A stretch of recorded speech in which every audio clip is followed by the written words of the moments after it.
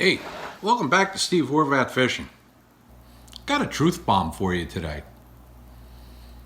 Some people might get offended.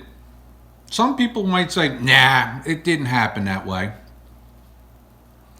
But here's the truth. And it is the truth if you do a little research. And especially if you know people who were part of this. Okay. Why was the no information rule formulated? Why? A lot of people are going to say, well,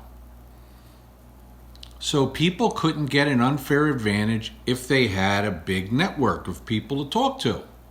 And to some point, that's correct. But if you really think about it, who was it protecting? It was protecting your heroes in the sport.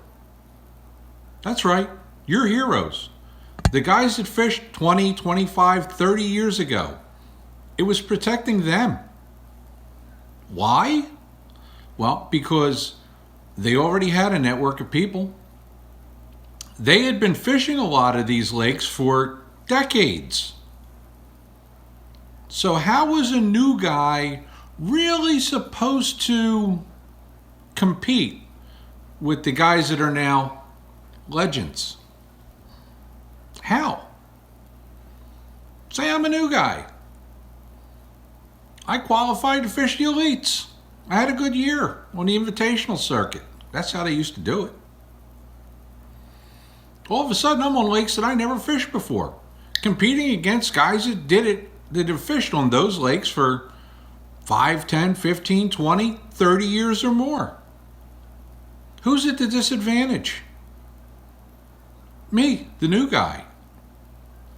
Why do you think everybody complains about these new guys doing well? Because they've got a much larger information network, and that includes YouTube.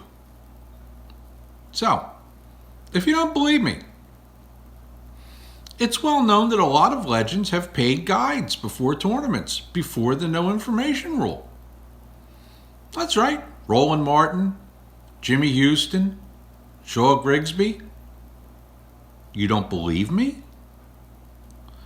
Well, tell me, how did Roland Martin know that he needed a jet boat to go up the Connecticut River to win that tournament?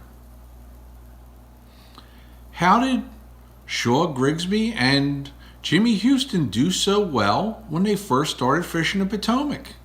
I can tell you.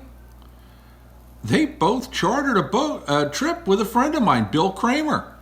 Numerous pros fished with Bill when they first started going to the Potomac. Was it against the law? No. Was it against the rules? No. Kind of changes your mind. Do I have any experience?